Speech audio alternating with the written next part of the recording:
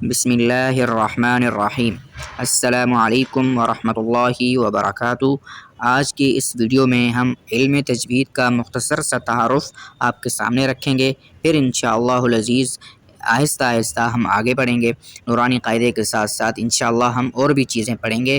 آج کی اس ویڈیو میں ہم صرف مختصر سا تعارف علم تجوید کسے کہتے ہیں، کیا ہے، اس کی بنیاد کتنی چیزوں پر ہے، آج کی اس ویڈیو میں ہم اسی پر ہی بات کریں گے۔ علم تجوید اسلامی علوم میں سب سے بنیادی علم ہے۔ اس کی وجہ یہ ہے کہ ہمارے دین کی ساری بنیاد عربی کلام پر ہے، یعنی قرآن اور احادیث مبارکہ، حضور صلی اللہ علیہ وسلم کے اقوال جتنے بھی ہیں سارے کے سارے عربی میں ہیں۔ اسی طرح سارا کا سارا قرآن بھی عربی میں ہے، یعنی اور دین کی جتنی اصطلاحات ہیں، نماز، کلمہ اور جتنی بھی چیزیں ہیں، قرآن اور اسلامی اصطلاحات جتنی بھی ہیں وہ ساری کی ساری عربی میں ہیں۔ اسی وجہ سے اسلامی علوم میں پہلا اور بنیادی علم وہ علم تجوید ہے۔ قرآن کریم الفاظ اور معنی دونوں کا مجموعہ ہے۔ قرآن کے الفاظ سیکھنے کو علم تجوید کہتے ہیں۔ قرآن کریم دو چیزوں کا مجموعہ ہے، الفاظ اور ان الفاظ کے معانی۔ اب قرآن کریم کے الفاظ کو صحیح درست طریقے سے ادا کرنے کے علم کو سیکھنا بہت ہی زیادہ ضروری ہے، اور اسی علم کو علم تجوید کہا جاتا ہے۔ الحمد سے لے کر والناس تک سب الفاظ کے علم کو علم تجوید کہا جاتا ہے۔ الفاظ ہی طریقے سے پڑھنا اور ان کو درست طریقے سے ادا کرنا ہی علم تجوید ہے۔ الفاظ کو صحیح طریقے سے درست طریقے سے ادا کرنا، ان کو اپنی مخارج سے نکالنا ہی علم تجوید ہے۔ اب علم تجوید تین چیزوں کا نام ہے۔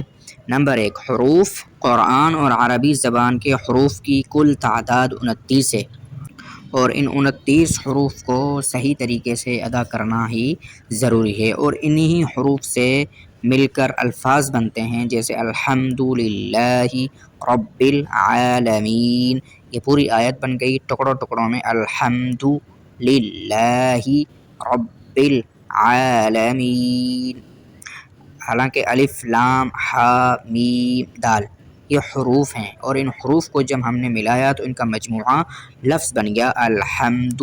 اور ان مخارج کو، ان کی جگہوں کو جاننا اور ان حروف کو صحیح طریقے سے ادا کرنا ضروری ہے۔ علم تجوید کا خلاصہ، علماء نے لکھا ہے کہ علم تجوید کا خلاصہ تین چیزیں ہیں۔ نمبر ایک، مخارج کا جاننا، نمبر دو، صفات کا جاننا، اور نمبر تین، وقوف کا جاننا۔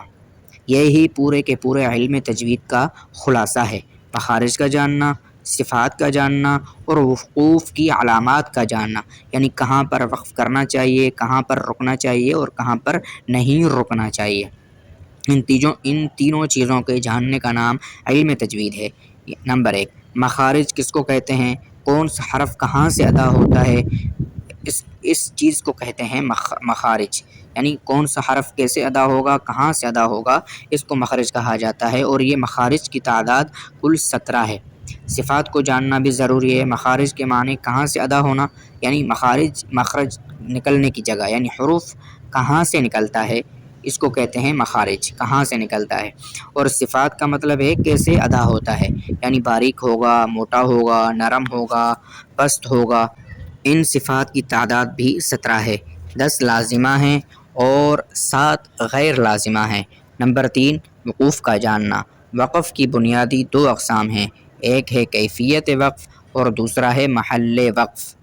وقف کی کیفیت یعنی کیسے وقف ہوگا، یہاں پہ کیسے ہم آ کے رکیں گے، اور دوسرا ہے محل وقف، کون سی جگہ پر ہمیں رکنا ہے اور کہاں پر ہمیں نہیں رکنا ہوگا۔ ان چیزوں کو وقف میں دیکھا جاتا ہے۔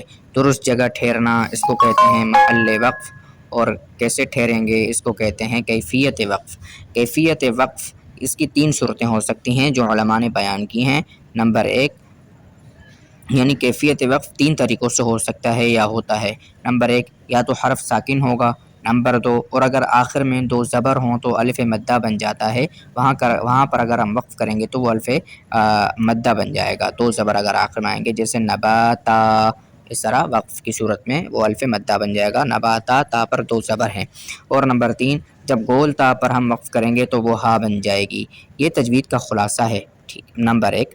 تجوید کا خلاصہ 3 ہی چیزیں ہیں، نمبر 1 مخارج کا جاننا، نمبر 2 صفات کا جاننا، نمبر 3 وقوف کا جاننا۔